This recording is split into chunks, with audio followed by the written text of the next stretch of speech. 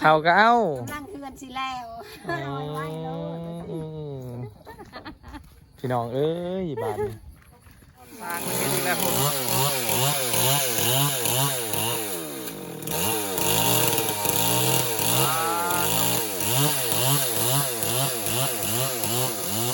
เนี่ยบอกก่อนพี่น้องจาน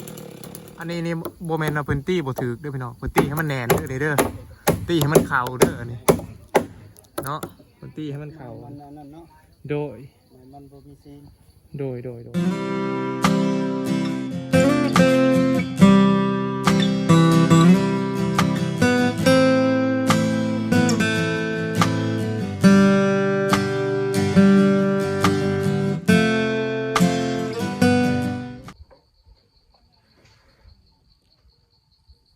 กราบสวัสดีและสบายดีพ่อแม่พี่น้องFC ทุกฐานเนาะบ่ว่าทานสีฮับส้มอยู่ประเทศนอกประเทศหน้าหรือว่าประเทศใดๆก็ตามเนาะทุกคนเนาะก็ยินดีต้อนรับทุกท่านเข้าสู่ช่องบ่าวลาหน่อยคือเก่าทุกคนเนาะมื้อนี้บ่าวลาหน่อยได้กลับมาสู่บ้านลำถ้วยหรือว่าเพื่อนของซองไม่ลูกพี่น้องเพื่อนซองไม่ลูกก็คือเพื่อนแม่คำตาแล้วก็เพื่อนของน้องแน่นหน้าเนาะก็หลายคนแล้วก็ FC หลายคนเนาะที่เพิ่นเม่นกันเข้ามาว่าถ้าไอดอลจีบอันแม่น้องแน่นหน้าเนาะหรือว่าแม่คำตานี่ FC ซีเนาะวันนี้เฮาก็สิไปอัปเดตให้พี่น้องเบิ่งเนาะพี่น้องเนาะว่าสิเป็นจังไดเนาะก่อนอื่นฝากทุกคนกดไลค์กดแชร์กดติดตามเพื่อเป็นกำลังใจให้บ่าวลาหน่อยในการเฮ็ดคลิปแน่เด้อเนาะไปพี่น้องไปกันเลยพี่น้องเลยเปิดอัดกระทึงเลย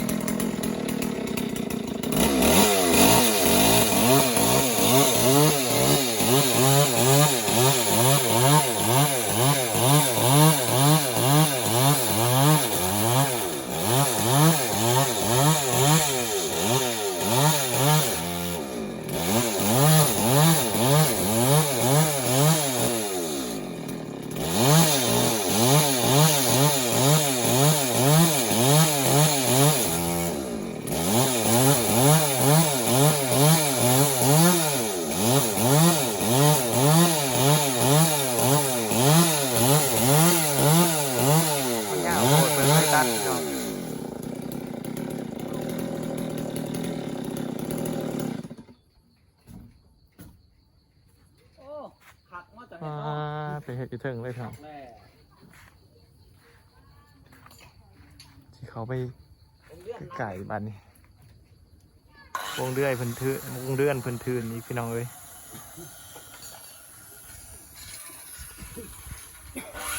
อันตรายนะว่าท่านเนี่ยนะ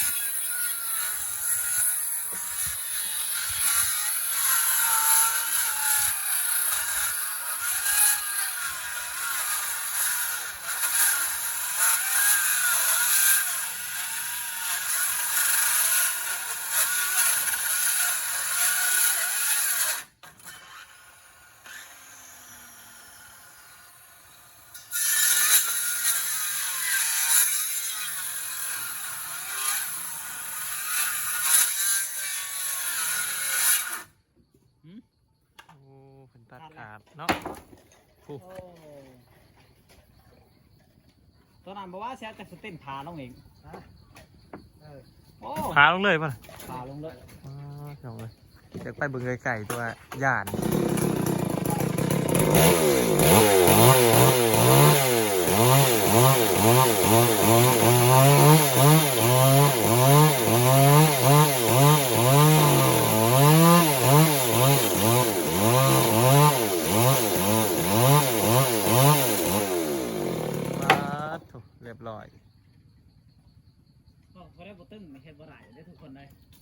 เป็นเห็ดอยู่เทิงเลยเป็นเห็ดปลาอันตรายเนาะบ่ล่ะเนาะโดยอันตรายก็คือทีหลังจากเฮาเปิดคลิปมาเป็นทีเห็บหอยพี่น้องกสิภาพี่น้องสำรวจเฮือนเบิ่งก่อนเนาะแล้วละได้พี่น้องเอ้ยโหกล่องกสิสันๆเนาะแล้วละได้นี่ปลา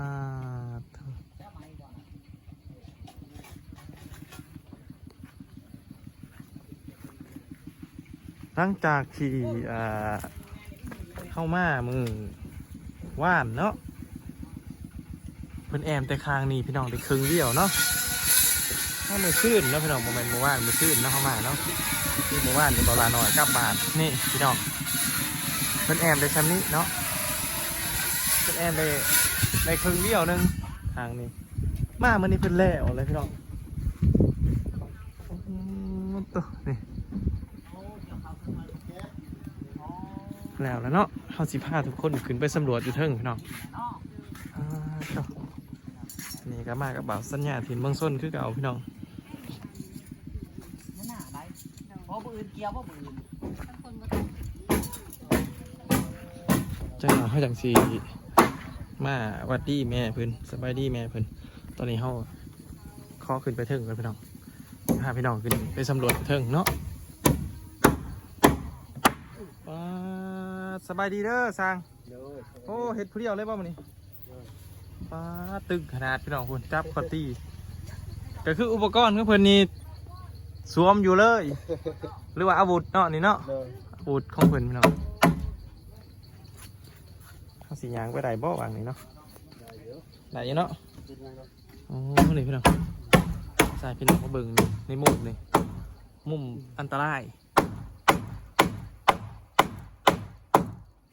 เป็นเห็ดผู้เดียวเลยนี่ฮะก็คือเมื่อกี้ที่มันตัดก็คือวางนี่แหละพี่น้องนี่มันตัดวางนี่เนาะ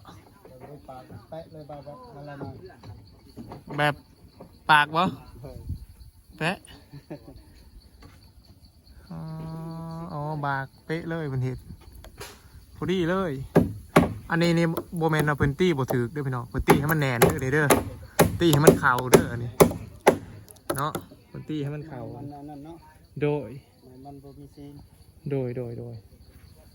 ไปเนาะพื้นที่บ่ถือเลยมันบั่นแต่ว่าพื้นที่เข่าพี่น้องให้มันเข่าเนาะขับกระสิมาสำรวจทางในบัดนี้โอ้สร้างนี่เฮ็ดไว้ขนาดเนาะเพิ่มแป๊บเดียวแล้วก่อนแหละเนี่ยขันมาครบแล้ววะโอ้เข้าเมื่อบานมือเดียวพี่น้องเอ้ยเนาะเอามือตัดเข่ามือเดียวกลับมารอบนี้ป้าโทสิแล้วได้เลยฮะว่าอีขนาดพี่น้องสางวันเห็ดเป็นเห็ดแบบตึ้งขนาดเมื่อกี้นี่ก็จับเรือเย็นอยู่ในก๊กเซาเลยนี่เซาเนี่ยพี่น้องนี่มันทื่นเลยเมื่อกี้นี่อาวุธของเพิ่นก็คือจักสตินแล้วก็เลยวงเดือนซ้ำนี่เพิ่นใส่ป้าแป้นอันนี้ก็กบไว้เรียบร้อยแล้วนี่ไม่ได้ทาแอมอย่างเดียวแป้นนี่ชีแอมครั้งนะใช้ครั้งได้ก่อนนี่ได้การตัวบนใส่แอมสอดมาพีเลยแอมทางนี้เลยแอมพี่เลยแอมพี่เลยตัวนั้นก็เห็นหน้าต่าง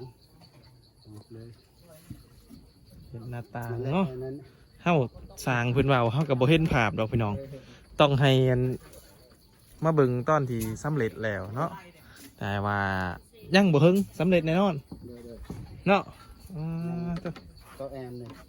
แอม2 มือนะ3 มือแอมใน3 มือแล้ววะแอมแล้วก็มุ่งบ่บัดนี้มุ่งแล้วเพิ่นสร้างเพิ่นว่าแอมแล้วนี่ประมาณ3 มือเด้อตัวแอมเด้อเนาะราคา3 มือว่าเพื่อไว้หรืออาจสิไว้กว่าหัน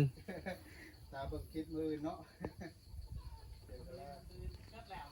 เพิ่นว่า3 มือนี่คือสาได้พี่น้องบ่แม่นไว้ได้เนาะ3 มือนี่เพิ่นเว้าเผื่อว่ามันสาได้บ่ได้แม่นว่าเผื่อไว้ได้คืออาจสิไว้กว่า3 มือเพิ่นเว้าไว้เผื่อมันสาเนาะ3 มือนี่เพิ่นว่ากะว่ามันสานะยันว่ามันยากน้ำฝนฟ้าเพิ่นตกนี่นะเนาะ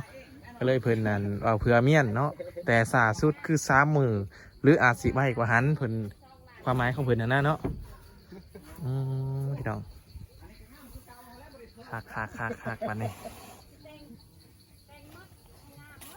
แต่งมดแต่เศร้าแต่นั้นแต่งมดสิแตงยังก็ว่าแต่งอันนั้นมันสิแตงโอ้คักพี่น้องเฮ เอาสำรวจทั้งในทัวร์เลยเด้อพี่น้องเอากระสิลงไปสำรวจทั้งหลุมต่อเนาะไปพี่น้องลงไปหลุมต่อ หลังจากที่เฮาลงมาเนาะพี่น้องเอากระสิพาทุกคนมาสำรวจรอบๆบริเวณเนาะเขาเห็นดิช่างแป๊บๆเมื่อกี้พี่น้องเอ้ยคือเขาในเพิ่นเกี่ยวแล้วได้มารอบนี่เนาะนี่พี่น้องนี่เขาในเพิ่นเกี่ยวพิธีเห็มหอยแล้วเด้อบอลที่ว่ามันสุกนี่เนาะก็พี่น้องจะเอาสีเขาไปสอบถามแม่เพิ่นจักหน่อยเนาะ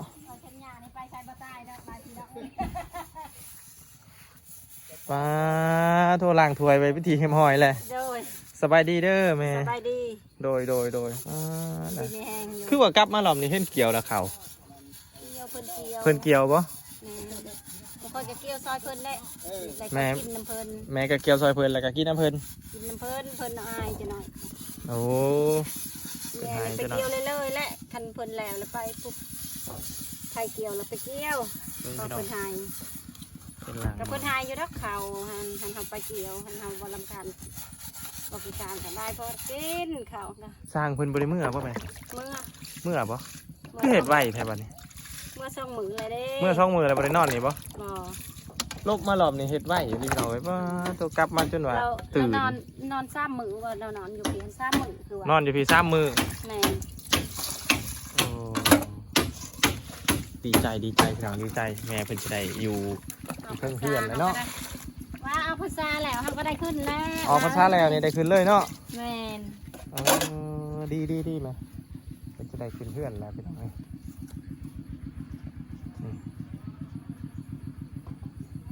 วันนี้สร้างเพื่อนกาเฮ็ดผู้เดียวพี่น้องมาคือเก่า FC เพื่อนนั่นทามาหลายแม่เอ้ยคือว่า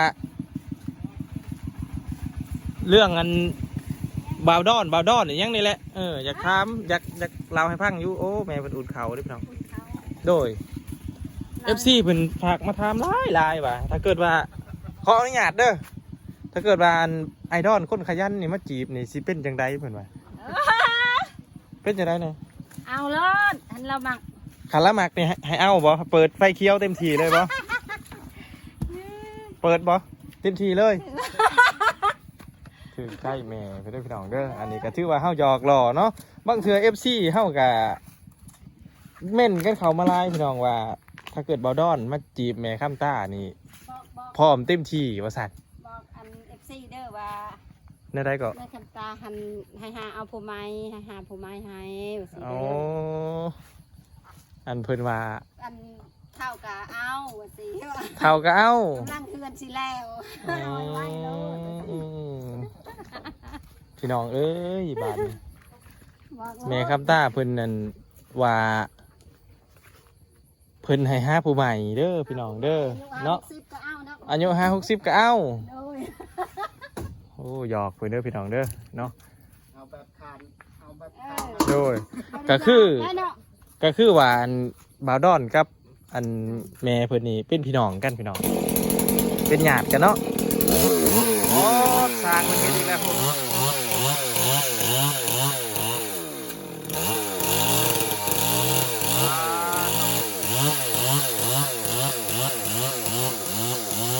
พี่น้องญาติ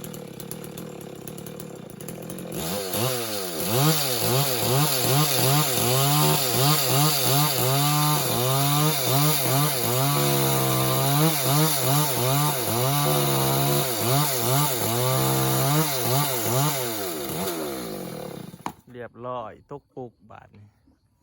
บอกว่าบาวดอนทัน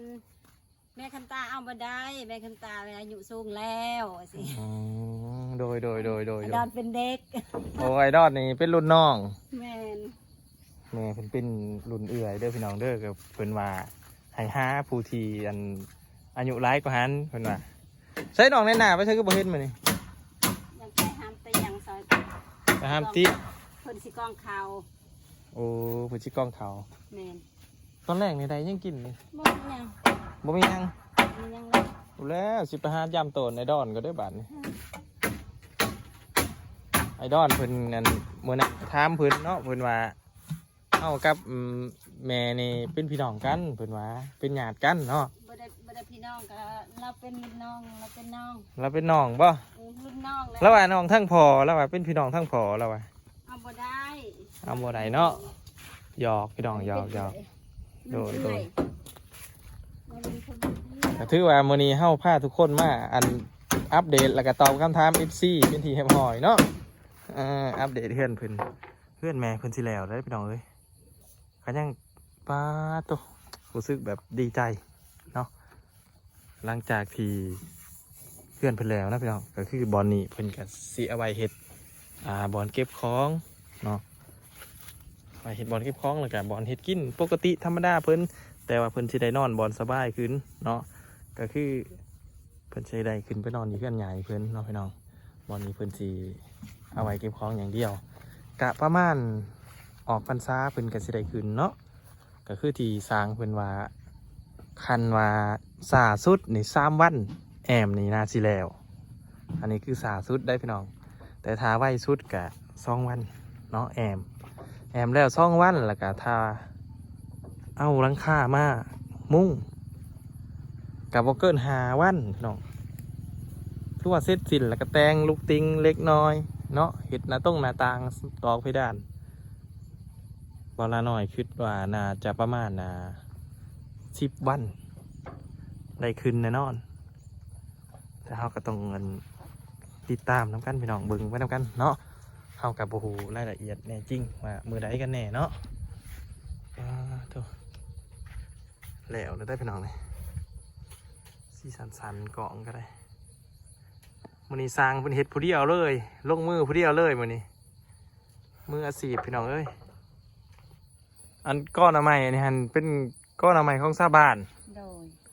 โอ้พี่น้องอันนี้ก็คือก้อนอะไม้ของชาวบ้านเนาะแล้วมันคือใดมาอยู่ในดินแม่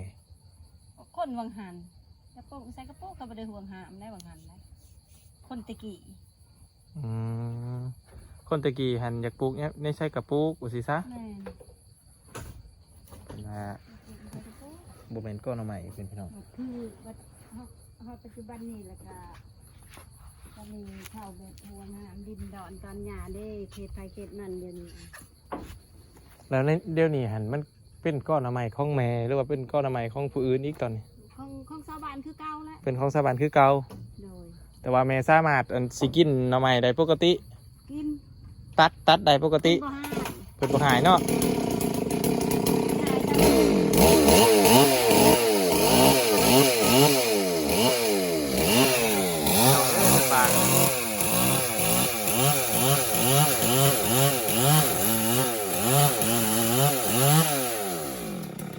ต่างประเทศ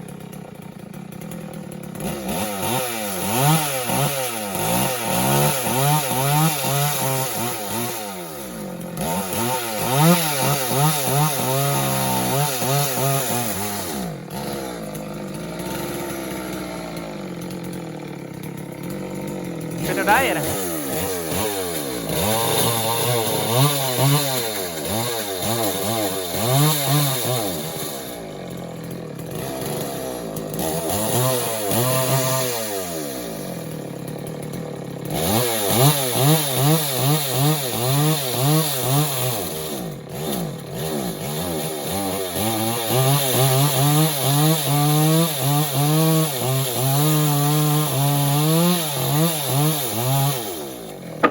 เรียบร้อยพี่น้อง มันจะแค้นคอนะ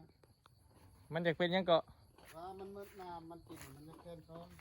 มันมืดน้ำน้ำมียังเนาะบัดนี้ไปทุกคนขึ้นไปเบิ่งบ่ฮู้ว่าทางเพิ่นน่ะว่าน้ำไปช่างเนาะน้ำที่ว่านี่คือลีนนี่บ่ บ่น้ำมันมันน้ำมัน มันน้ำมัน เดี๋ยวเฮ้ย โอ้นึกว่าลีน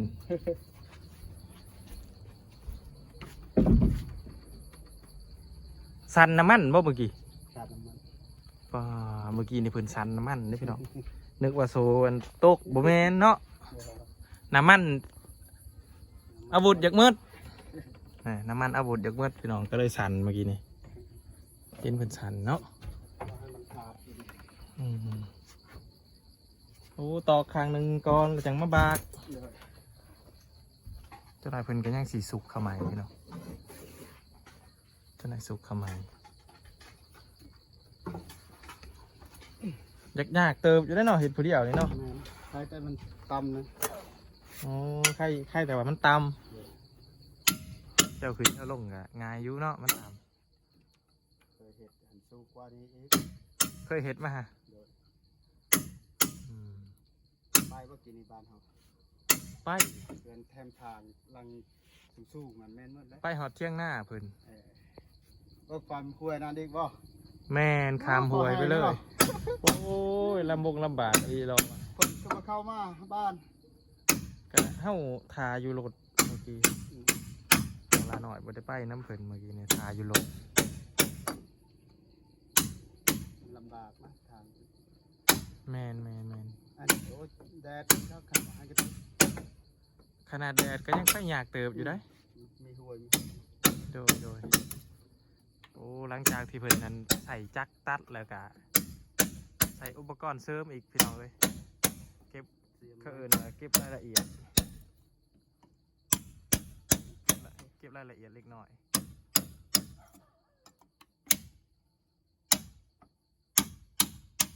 ใส่แบบนี้ตลอดเลยบ่ดิ นั่นแหละ อืมเป็นใส่แบบนี้ตลอดคักครั้งนี้เฮาจังหน่อยเฮาจังสีมาให้ทุกคนเบิ่งเนาะให้สร้างเป็นเหตุก่อนเนาะแต่ละอันเดี๋ยวเราสิมาถ่ายให้ทุกคนเบิ่งให้สร้างเป็นเหตุแล้วก่อนไปพี่น้องแล้วพี่น้องหลังจากที่สร้างเป็นเหตุเป็นทีแหมหอยเนาะก็คือค้างนี่พี่น้องนี่ก็คือใหม่อันนี้เนาะพี่น้องนี่เพิ่นเมื่อกี้เขามาบ่ทันเพิ่นเลื่อยพี่น้องเขามาทันแป๊บเดียวเพิ่นเอาจักสติ้งเพิ่นเลื่อยเลยพี่น้องนี่เซตอันนี้เนาะแล้วก็อันนี้อันที่3ที่เพิ่นเฮ็ดเนาะพี่น้องอันสุดท้ายที่เพิ่นเฮ็ดเนาะคืออันนี้แล้วก็อันนี้คืออันที่2ที่เพิ่นเฮ็ดเนาะอันนี้เพิ่นยังสิตอกเขาเนาะเพราะว่ามันยังบ่ทันแหนนไปได้เนาะ ยังสิเอานะตะปูซิด ยังชาวตะปูซิอันนี้อันจังไว้ก่อนว่าสั่งเลย เลย โอ้อันนี้คือตอกจังไว้ก่อนแล้วก็เฮ็ดเป็นแบบซื่อๆเนาะ ตะปูแปด อันนี้ตะปูแปดเนาะ พอได้เสริมเป็น โดยอันนี้เพิ่นเฮ็ดอันเป็นแบบได้พี่น้องเด้อเนาะแต่ว่าตอนที่เพิ่นตอกอันนี้คือว่าเพิ่นสิใส่ตะปูซิปเนาะอันนี้เพิ่นใส่ตะปูแปดพี่น้องโอเคก็คือทางนี้เพิ่นว่าท่านในแอมเด้อพี่น้องเด้อเนาะนี่ทางนี้เพิ่นว่าท่านในแอมเพิ่นนั้นแอมในนี้แล้วก็ในหันเนาะพี่น้องเนาะเพิ่นแอมแต่ทางนี้เนาะเป็นเฮ็ดไว้เด้อพี่น้องเด้อเนาะสำหรับบาลาหน่อยเพิ่นเฮ็ดไว้เนาะพี่น้องแต่เมื่อกี้เฮาถามสร้างเพิ่นอันนอกรายการพี่น้องเอ้ยเพิ่นว่าเพิ่นหาบงานผู้เดียวได้พี่น้องเพิ่นเคยหาบงานผู้เดียวเนาะก็ถือว่าสุดยอดพี่น้องสุดยอดของสุดยอดเลยถ้าเกิดหาบงานผู้เดียวได้เนาะไปพี่น้องลงไปลุมต่อโอเคพี่น้องหลังจากเฮาลงเนาะจากเทิงเนาะเฮาสีมาถ่ายภาพเต็มๆของเพื่อน2 แม่ลูกเนาะพี่น้องเนาะก็คือว่ามื้อนี้เนาะสร้างเป็นเสริมทั้งเทิงก่อนเนาะเสริมทั้งเทิงแล้วปุ๊บเพิ่นสิลงมาเฮ็ดทั้งหลุมเนาะพี่น้องเฮ็ดทั้งหลุมแล้วเพิ่นสิใส่ลูกติงข้างนี้เนาะใส่ลูกติงยาวก็คือเพื่อนสิออกมาตามแบบที่เฮาสิเฮ็ดตามหน้าปกเนาะพี่น้องเนาะแล้วเฮาสิมาอัปเดตกันในคลิปต่อไปพี่น้องเอ้ยเนาะคลิปนี้บ่ลาสิขอจบไปเพียงเท่านี้เนาะโปรดติดตามคลิปหน้าเนาะก่อนสิปิดคลิปพี่น้องฝากกดไลค์กดแชร์กดติดตามเนาะเพื่อเป็นกำลังใจให้บ่าวลาหน่อยนะสำหรับคลิปนี้บ่าวลาหน่อยสิขอกล่าวคำว่าสบายดี